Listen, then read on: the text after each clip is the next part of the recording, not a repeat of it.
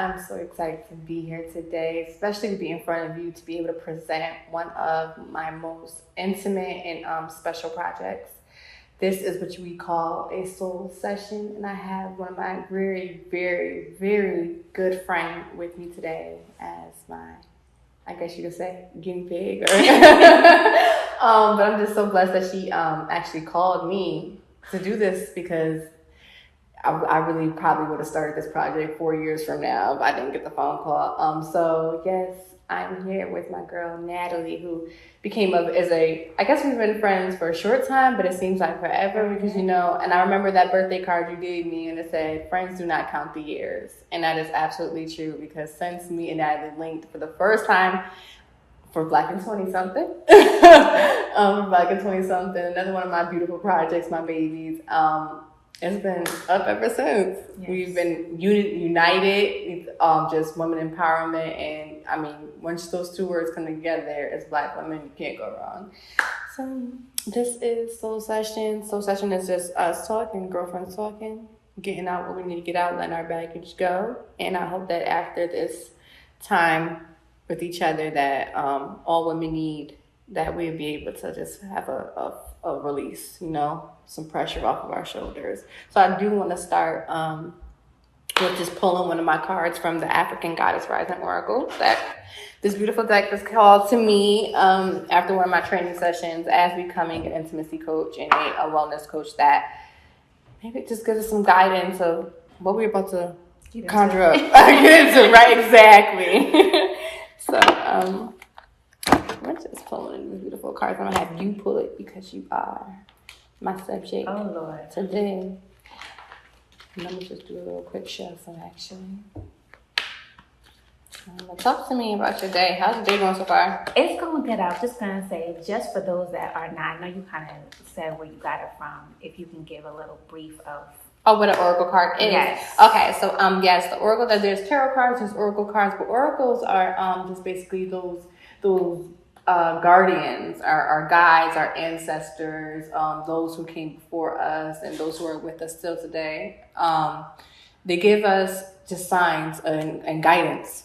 So with the cards, this deck is very powerful to me because it shows all the history of different goddesses and gods and historical figures in the Black community that represent different parts of ourselves.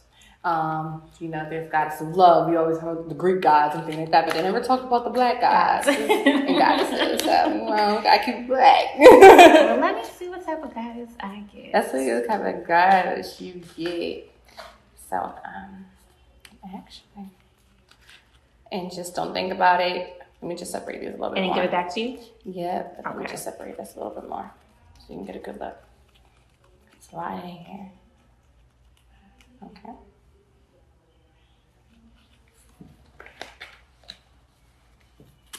Okay.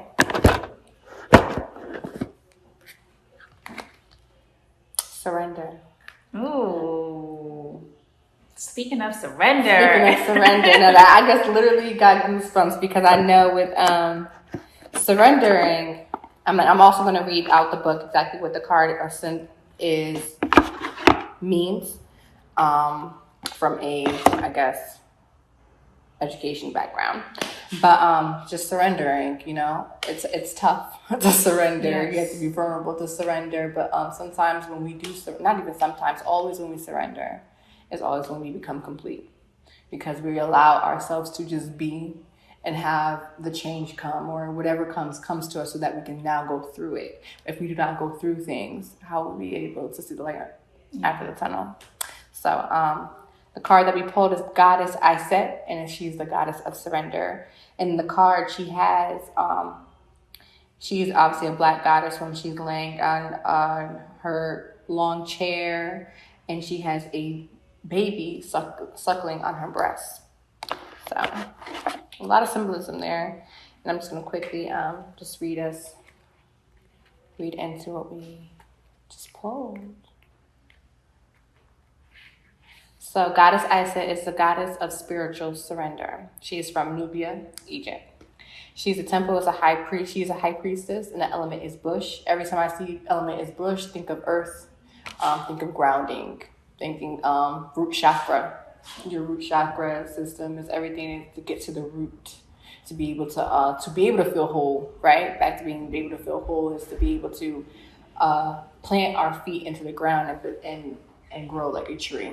Trees are one of the strongest things on this earth, but it's so lightly taken that they give us oxygen. They be able to breathe. So when we plant our feet in the ground and we become one with earth and grounded, we then start to begin to know more about ourselves and come into ourselves. So Goddess, I said, is revered as a magical healer. She is of 10,000 names. You may know her as Isis, her Greek name, or Aset, or Eset, or Waset. Isis was worshipped in ancient Nubia, the Sudan region of Egypt and beyond. Isis' guidance says, let it all go. Say aloud now, I surrender. Those words cast a spell, breathe them in. Embodiment is release control. Stop bonding around struggle. Hand the keys to the gods and the divine. Allow spirit to carry you and fill in the gaps. You don't have to figure it all out. God has your back. Have faith in where you are at this moment. Everything in your godless declaration is everything I need to know finds me at a perfect time. I love that. If that wasn't the goddess for me, right? I don't know. Right?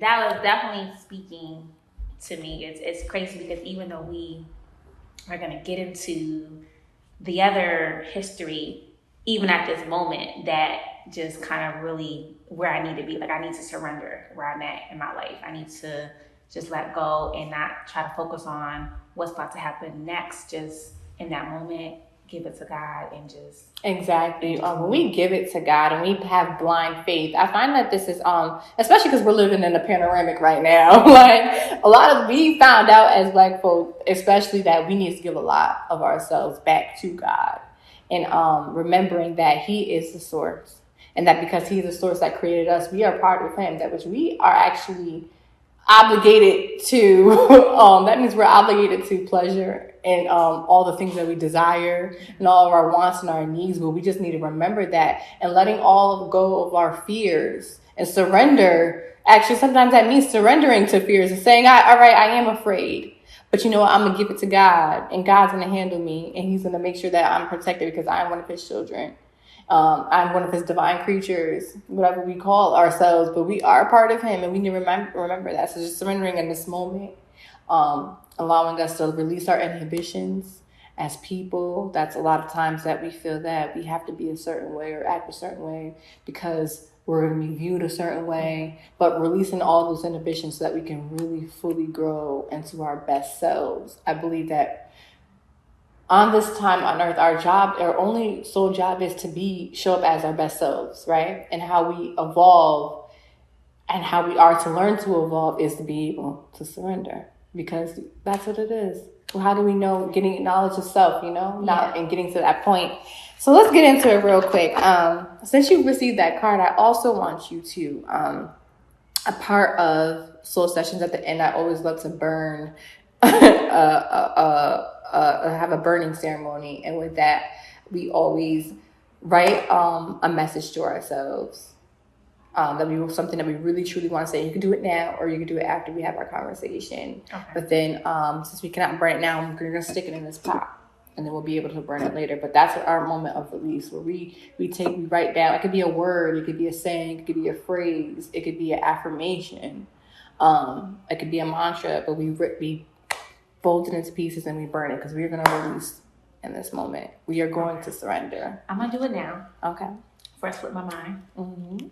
But I did want to just say something to what you were saying about giving it to God, because I am one that is struggling with giving it to God, but then still questioning God. So it's like I trust Him, but then I'm like still holding on to that prayer, like you got me, God, or you don't got me, God. So I'm trying to do better at that with just giving it to Him and letting go versus giving it to Him and then still checking in with Him. Like, did you get the message? Did you get my message? I left a voicemail. Listen, I need this done by the end of the week. I don't want to feel this pain anymore. But that is what I'm working at. Is just I trust Him, but do I really trust Him if I'm still checking in with Him? If I'm still worrying after I pray? If I've already given Him my struggles, my pain, what I'm feeling, but then I'm still like worried, like he's not gonna come through. Do I really truly trust him? So I'm trying to basically not really figure it out, but learn how to just give it to him and let go. So, a part of that is human, right? Mm-hmm. The human, and that's what we are people of certainty. We need to know, because look what they gave us. They gave us microwaves that we push a button and our food's warm in 2-3 seconds. We want that instant gratification. Yeah. And God's not a genie. One of my pastors, he would always say that, if you want a genie, go find you a genie. But God is not a genie. You can't just rub his lamp and say, I wish for these 3 wishes, and it pops up. Mm-hmm. But God is also know that he's a nurturing God, and he wants you to be patient too. Outside of you doing the other work that you need to do so that he could be able to complete whatever he needs you to complete. But he is not a genie. So a part of letting go and letting God is a continuous lesson that we would just always have to work at. Yeah. It's not something, having blind faith takes a lot of guts, right? It takes a lot of guts, and it takes a lot of strength. And sometimes we don't always have the strength, and we don't always have the guts, because we have trauma, right? We have trauma that says, oh, I'm afraid, I don't know if that's going to be the right choice. But we learned that in certain instances that if we close our eyes and back to the surrender word, and we surrender and we just push through, that maybe, and having that blind faith, the faith of the mustard seed, that's all he said we need is to have, is the faith of a mustard seed. Very, very, very, very tiny, very, very small. And we're able to have that, then he will. And we also need to learn that and understand that sometimes in that, if our prayers aren't specific enough, he'll start sending other things too. Mm-hmm. So we could say, God, I want $1 million. God might send you a plan, a number to a building, but you take that number to that building and say, okay, I ain't asked for this building, but he gave you the idea that maybe, okay, what could you do with this building? Or say you're looking for just a space for your business, mm-hmm. and he finds you a realtor that gives you the best deal in town, but you're not realizing that's the $1 million right there. That's the $10 million right there. So it's all. You said that you've struggled with letting go and letting God handle everything else. Where do you find your space, your frame of mind right now, your work? Like, what's going on within your head right now? My mind is always racing. My mind is always constantly racing. I think I overwhelm myself that I need to. I will say this, though. I will say that I am in a better space than I was 2 years ago, or even 3 years ago. I think I'm trying to find that balance. I'm trying to find that balance with, granted, I'm not where I need to be, but thank God I'm not where I used to be. But still working towards like my career and being financially free from debt and just being at peace.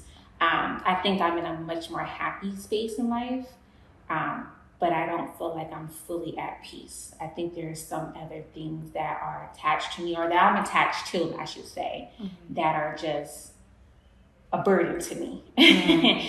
And I think for me, it's hard to just let go. Mm-hmm. And I don't know why. I can give you a million reasons why it's probably hard to let go. But I think there's a couple things that I'm attached to, or attached to me, vice versa, that just gets my mind racing. And I think sometimes it just holds me back from fulfilling my purpose or my passion in life. Now, what you just said, I want you to first pat yourself on the back and give yourself a little bit more credit, because what you just said was you just psychoanalyzed yourself. You said that you know exactly what you're doing, and most people don't even realize exactly what's going on in their life. So let's talk a little bit about how you reached to this point of just self-awareness. You said that you were going through some things in the past that led you basically, to give me the woman that I'm speaking to today. Mm-hmm. So we can talk about that a little bit. Whew. So if I could start it, 2015, I didn't know, but I will say that's when the signs and the way I acted and the emotions kind of started to spiral. 2015, I lived in New Haven. And I started to like have those signs of like depression very badly. I wouldn't answer. I would isolate myself from family and friends. Granted, I lived with, at that time, a best friend of mine. And I hate the feeling of being alone, even though I'm surrounding my people. I think that's the worst feeling ever, to be surrounded by a crowd and still feel like there's nobody in the room. And that's how I used to feel in New Haven. Fast forward, that's when it started. 2017, I ended up just getting up out of nowhere on faith, moving to Charlotte, and by myself with my job. Great new city, beautiful city, a lot of Black millennials, great. But I just wasn't happy. And so you know how they say sometimes you can't just move to a new state and think that everything's going to be well. That was my situation. I thought moving to a new state that all my issues and problems would disappear. That wasn't the case. I still had family issues. I still had relationship issues. I still had friendship. I was so broke. My account was negative. I hated my job. I hated going to work and having to be on the phone for 8 hours a day. I was miserable. And I lived by myself. So I didn't have anybody to come home to. I didn't have a pet or anything to come home to. And that's when I realized like something is wrong. And it wasn't until I actually found a physician where they gave me like this checkoff sheet to like answer these questions. And she was like, you have severe depression. And in my head, I knew that I had depression, but I wasn't ready to face reality that I had depression. I think it was till she actually told me. I was actually diagnosed is when I was like, all right, I have depression. But even in 2017, it was like, all right, I have depression. Now what? Like, what's next? Yeah, what's next, right? What's the solution? And my physician, she was like, well, do you want to take time off of work? And I was like, oh, no, I got to go to work. Because if I don't go to work and I'm home by myself, that's going to be worse. So I didn't take the time off. She wanted to prescribe me medicine, and I'm not big on medicine, like taking pills. So I was like, no, I'm not doing that either. But I didn't seek counsel. I didn't seek a therapist. I didn't seek to speak to somebody what my issue was. So it was hard. Granted, I moved, I got up, my house was empty. There was no pictures, just no furniture. I remember my sister like, you know what, I'm gonna come down. I'm gonna decorate your place. I'm gonna make sure it's homey. So when you come home, you can feel relaxed. It can be therapeutic for you. You can feel comfortable. You can feel at least, you know what, I came home to something.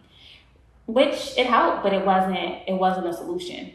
I came home to a beautiful house. I had a couch, I had a TV, I had internet, I had beds, I had all this, but I still felt empty inside. Granted, my apartment was nice and beautiful, but I still felt empty. I don't know. At that moment, I couldn't figure out what was it. There was multiple things, but I couldn't figure out how to break through. Still living in Charlotte, still going to work, miserable, still account negative, still dealing with just life issues like any normal 20-year-old person was going through. And it wasn't until 2019 I had my breakthrough, or I should say breakdown. Probably one of my roughest years out of 28 years of living. I've lost friends. I've dealt with issues with relationships, intimate relationships that were toxic. My account negative, couldn't eat nothing. Going to work every day from 12 to 9:30, just miserable, talking to people on the phone and dealing with attitudes, and my family not being around. And I think from there, I just felt like the pain was just constant. So granted, this started from 2015. Imagine all the way up to 2019, a whole 4 years later, you're dealing with this constant pain and not knowing how to deal with it besides a doctor saying, take some medicine. And I wasn't for it. So I wasn't taking the medicine. I was just dealing with it on my own. I was getting up, still going to work, still fighting the battle to still get up. And it's crazy because one night I just had enough. And I called my best friend and I was like, I'm sad. I'm tired of crying. I'm tired of feeling like, what's next? Like, why am I not enough? Why am I not ahead in my career? Why don't I have friends? Why isn't my family come to visit me as much as I visit them in Connecticut? It was just too much for me. And I remember her saying, Natalie, she worked at a hospital at the time, which is crazy. She was like, go to the hospital. And I'm like, I ain't going to no damn hospital. What they gonna do? We're not going to no hospital. And I hung up with her. I called my brother and I called my other best friend. And they're like, oh, everything's going to be okay. My brother was like, I'm going to come see you this weekend for Thanksgiving. My other best friend from Atlanta was like, everything's going to be okay. I'm here for you. And at that moment, it just clicked where in my head, I'm thinking, I'm going to fill up my bathtub. I'm going to cut my arms. I don't know how I'm going to do it, but I know I'm going to fill up my bathtub and cut my arms and figure something out. But I kept hearing my best friend say, go to the hospital and call me and get there. So me thinking she's going to go to the hospital, I'll get help. Somebody will talk to me. I'll get a therapist. I'll get somebody just to hear me out than my siblings or my parents. And granted, I come from a Caribbean background. So the depression and the crying and the anxiety, that to them, that it's not realistic. It's not something that it doesn't make sense. Like most Black communities, that's something that we really struggle with, is realizing that there is anxiety and depression out there. Yeah, like why are you sad? Why are you crying? You have a job. Right. You have a roof over your head. Right. Like, why are you crying? What is so worse than you? What's the worst thing that can happen when you still have a job to yourself? So it was hard for me to go to the hospital, but I ended up going. I remember it was like 11:30 something, and I put on my sweats, and I was actually going to call one of my coworkers, but I ended up just going to the hospital thinking that I'm just going to get some help. I'm going to get some help, and somebody's just going to make me realize that life is worth living. Because at that moment, I didn't want to live anymore. It's just, I was in the darkest place of my life. Again, I had no friends. My account was negative. I had boyfriend issues. Granted, my sisters was there for me. My brother was there, but I just still felt by myself. And I remember checking in. It was a black receptionist. I walked in and I was just like, hey, I'm here to check myself in. I'm having suicidal thoughts.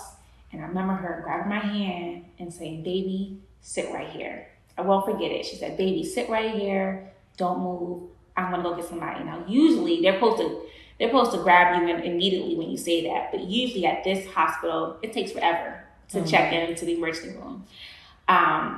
She went to the back. I don't know what she said, but she went to the back. She came back out. She got me. She got my name, my birthday, and put the little band around my wrist, brought me to the back. And I was speaking with like a nurse or something like that to answer some questions about like, how was I feeling and what am I thinking and when did it start and things like that. They transported me to a room. I was told to change, literally. They took my headscarf. They took everything from me, phone. I was in like this plastic 2-piece outfit because me thinking that I was going to be suicidal, they didn't want anything that I can use to choke myself or hang myself. And I remember laying in that room like, what did I get myself into? I was more so mad at myself and embarrassed because I'm like, what did I get myself into? What are they gonna think about me? Where it's like, girl, you need help.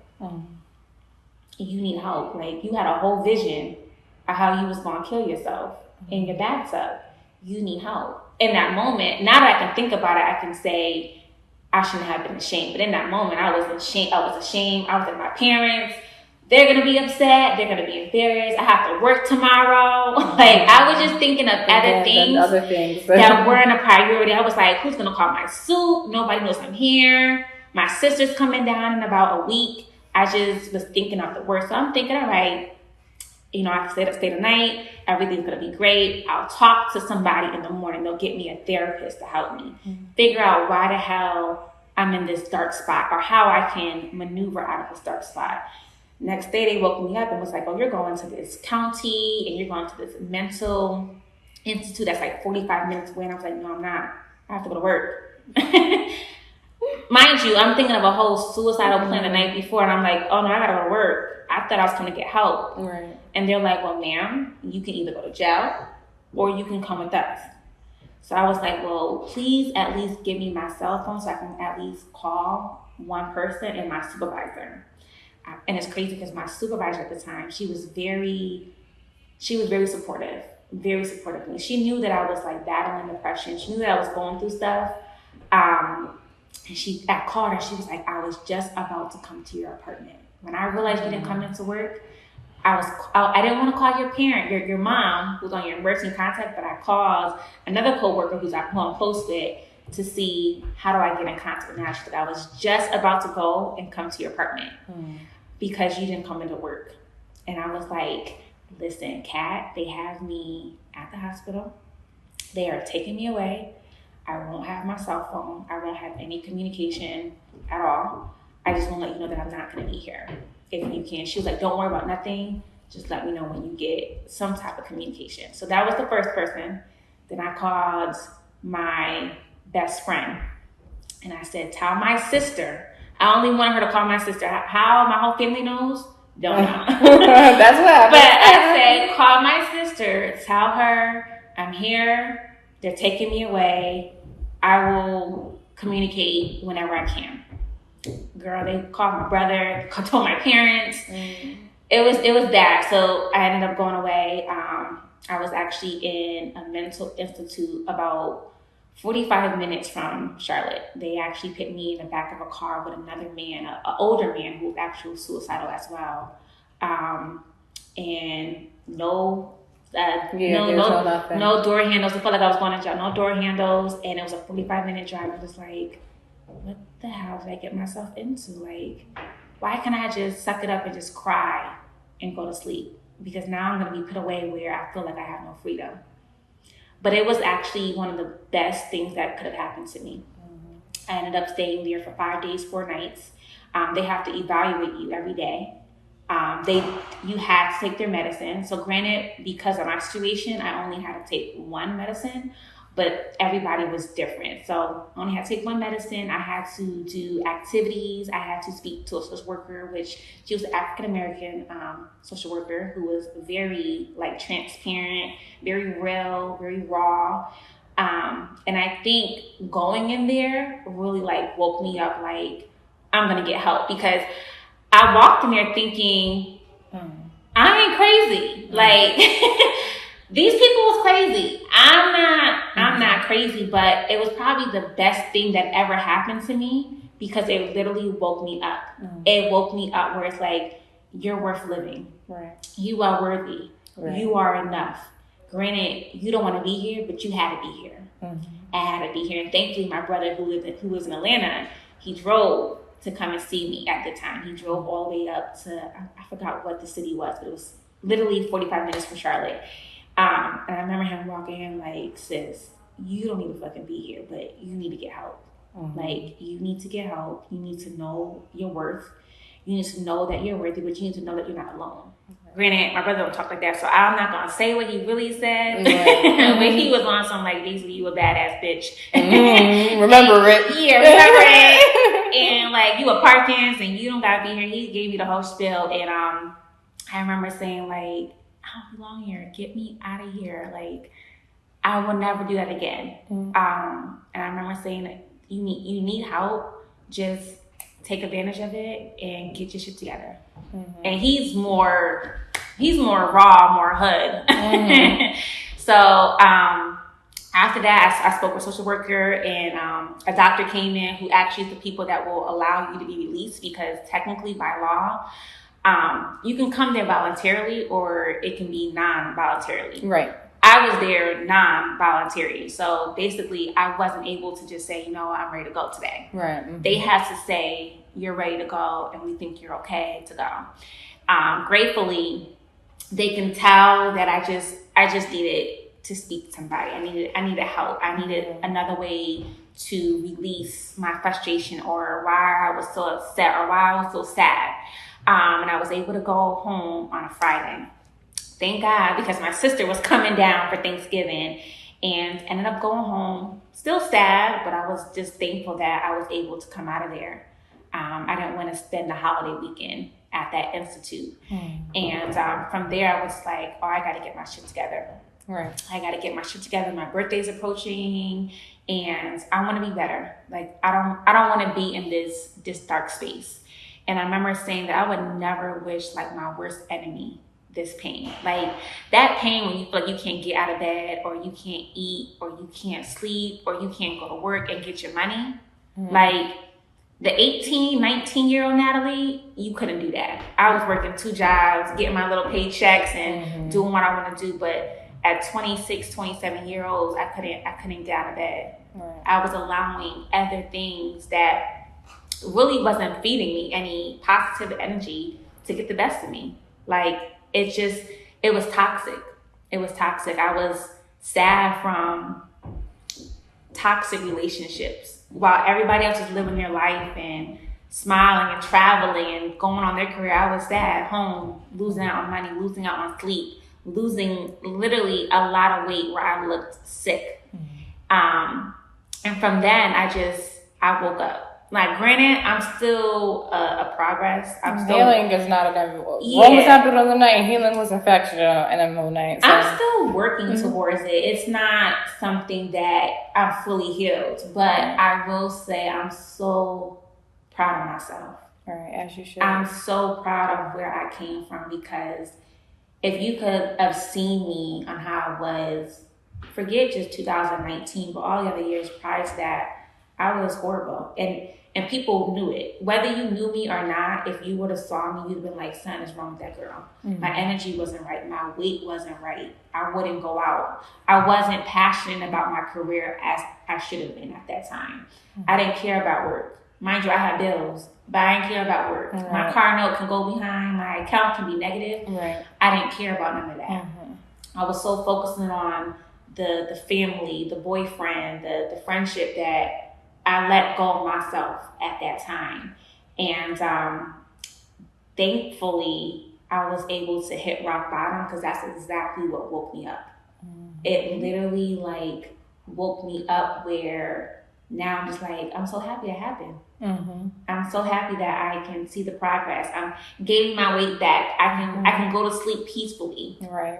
I can wake up and eat, and I can have a full meal where it's like I'm not eating just portions because I don't have an appetite, because I'm stressed, or because I'm crying, or because I have anxiety. I'm not thinking about, should I not wake up today, or should I do this to myself? I don't think of that, and I would never do that, because life is precious, and every day I want to live my life to the fullest.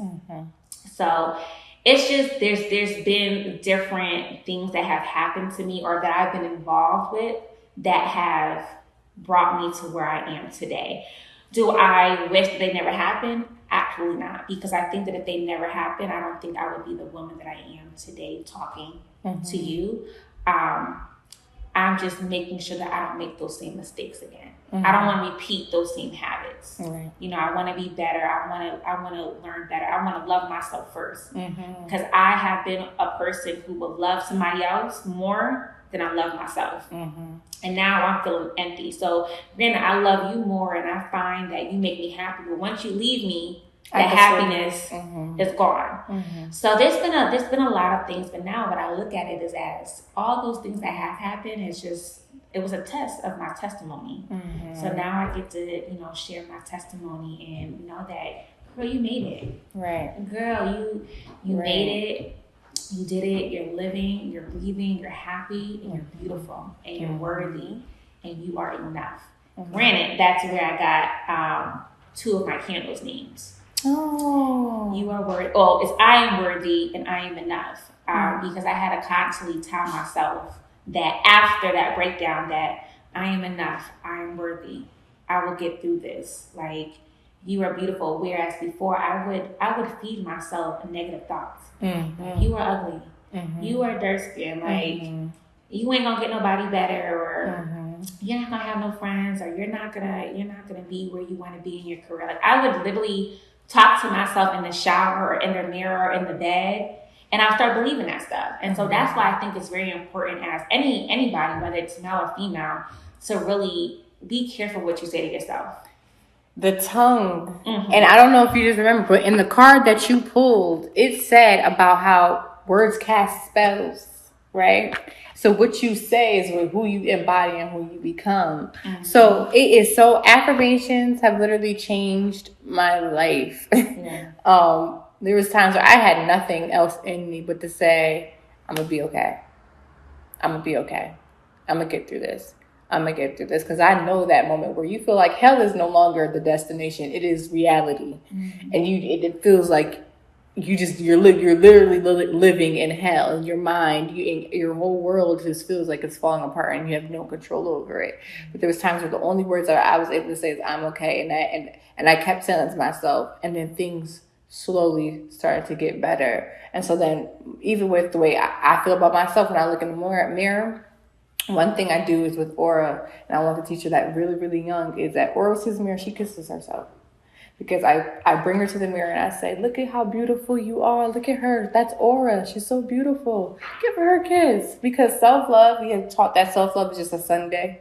But it's not a Sunday. No. It's an everyday process. We need to learn how to love ourselves every single day. It's not just like if that means treating ourselves to a piece of chocolate, coffee, because we really want a coffee. We really want that latte. We want to try the new coffee shop. But some small things is just nurturing our inner selves so that we have the power to go on and the strength to go on for another day. And it's so important. It's so important. I'm so glad that you said that because mantras, affirmations, those words of encouragement that we need to fuel ourselves when there's no more fire. Yeah. Like when we just feel like we cannot go on. Just the change of that thought and the change of those words and turning it into positive is really that small piece to change. Most people don't realize that we create our realities. And I think actually I thank COVID for a lot. I thank COVID for one of those giving us that moment so that we can change our reality and to make it a real positive one. I got pregnant during the pandemic, right? I was able to sit home with my babies and still make a living, to sit home and nurture my child. And most times we're not really granted that. In the U.S., we don't get paid maternity leave. You know what I'm saying? In the pandemic, I was able to launch my business. So now that I am no longer an employee, I am the employer. I can now have employees, and I can change. Right, and I can change the culture of having a company where people are slaving and not feeling like they're fulfilling their needs. And I'm just so happy you said that because I could go on and on and on, but. Tell me more about these candles, first of all. So it is crazy because the pandemic was one of the reasons what made me do it. And I'm always coming. So my oldest sister, she more so hear my antics of like what I want to do and things I want to come up with. And it's crazy because March I ended up going to Connecticut for a little bit to work from home. And I was like, Tasha, I think I want to make candles because actually during the time when I was very depressed and suffering from it, I would light a candle and I would play sad music. Worst combination. Worst thing ever. If you're sad, do not light no candles. Don't grab a wine. I mean, do what you gotta do. But I would do it every day. I would light a candle, and a lot of people, if you know me, you know me that I would light a candle and just leave a candle lit. Cause I just love candles. So, but during my depression, that was like one of the lights in my life. Besides like my immediate family and my immediate like best friends. That was like the light when everything just seemed so dark. And it wasn't until literally March, probably like the end of March, I was like, Tasha, I think I want to make candles. Something just said, you know what, make candles. Oh, God. And she was like, Nat, you always want to do stuff, da-da-da. And I was like, all right. And one day I ordered a candle kit from Amazon. I got it shipped to her house in Connecticut. And I went back to Charlotte during the pandemic, probably in April of that 2020. And I opened a candle kit and I made it. And I was like, I think I want to do candles. And it wasn't until my family came down for Memorial Week and they were like, that candle smells good. And so that motivated me to be like, I'm going to make candles. And then when I thought about my life and who really inspires me or who really I admire, my mother name is Joy. And she's very joyful. If anybody knows my mother, they know she is like the most joyful, most giving human being in the world. And I want my candle to represent something like that. And so that's why I named it Joy and Co. Because even when I did get hospitalized, granted, she didn't understand it. My mom is Jamaican. She's an immigrant from Jamaica. She didn't understand it, but she didn't judge me. Where maybe the old Joy would have been like, why are you depressed? And go to work, drink some tea. It's going to be all right. The old one probably would have said something, but in that moment, I think it scared her that I was so far away and she was in Connecticut. She couldn't get to me at all. And the fact that she at least, even though she didn't understand it, the fact that she was just there to just listen and just to be like, how are you today? Come home. Like, she didn't want me to be in North Carolina anyway because it was too far. But the fact that she was like, come home. I love you. I care about you. I want you to be okay. That just made me feel better. The fact that she really, truly didn't understand depression, but she wanted to make sure I was okay. She knew something was wrong, even though she didn't understand what the purpose of it was. So I named it after her, Joy and Co. And I wanted to start with 3 Pacific candle scents, fragrances, something that really speak to the name. And so it's I am worthy, I am enough, and I am joyful. It's 3 fragrances. And it's really just to help with like the mental stability and the wellness part of your life. Like just to kind of bring in that calm, serenity, that peace vibe in your atmosphere. It don't gotta just be your home. It could be your office. It could be your gym. It could be, I don't care if you like the candle in your car, but something just to kind of make you feel at peace. And I truly stand behind my candle 100% that it will grant you that.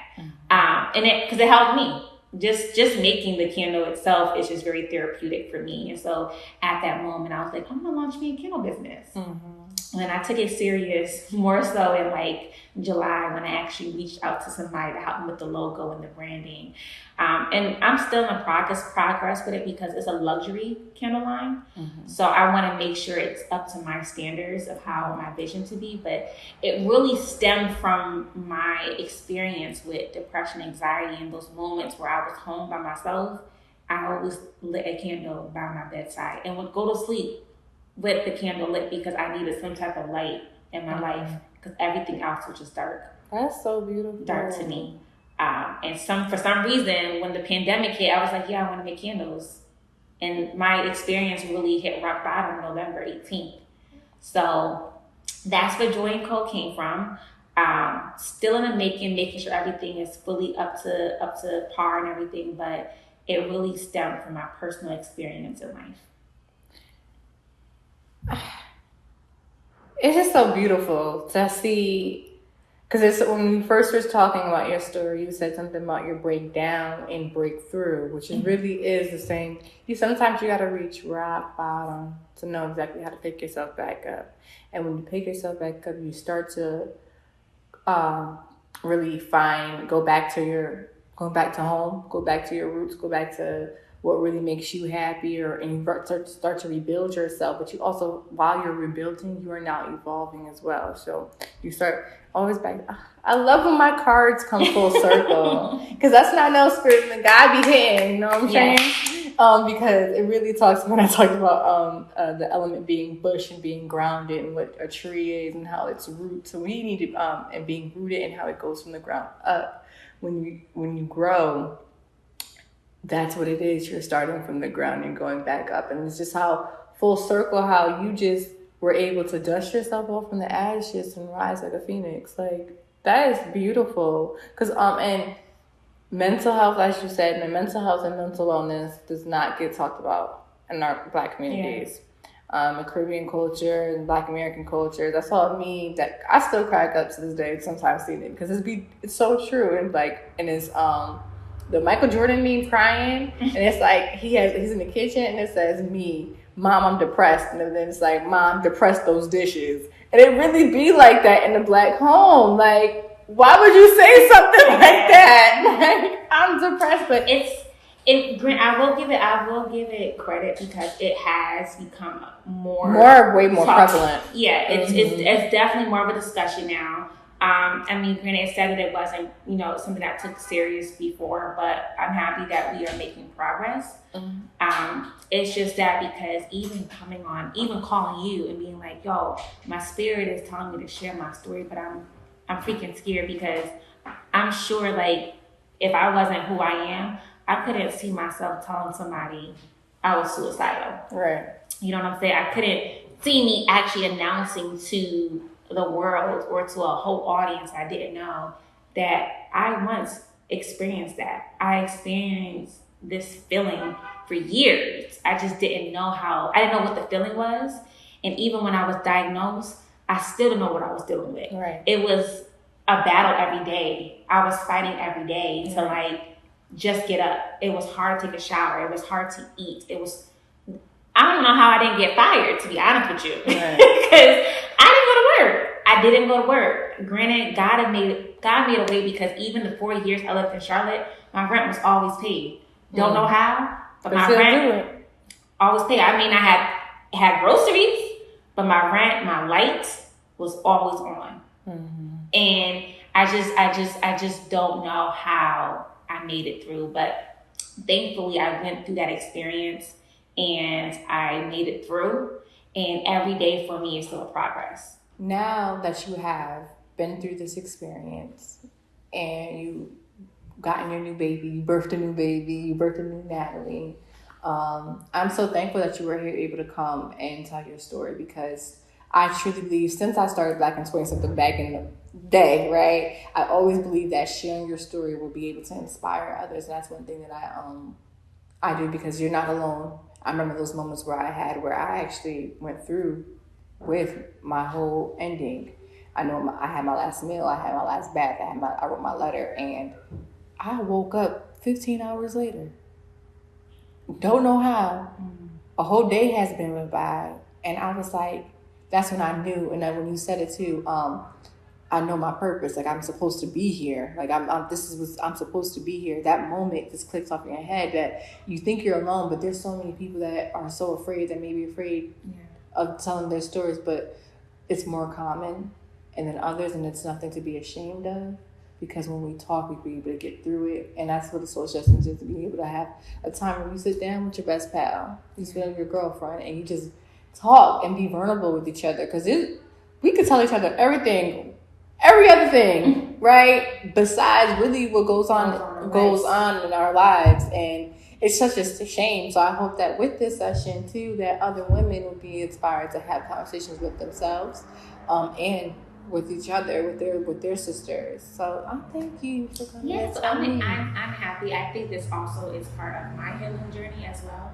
To be able to share a part of me that is such a sensitive topic, or a very touching private. I'm a private person, so you won't know what's going on in my life unless I actually tell you. But my spirit really kept eating at me this year, and that's what made me reach out to you about, you need to share your story, whether it's just for me or whether it's for one person or a million people.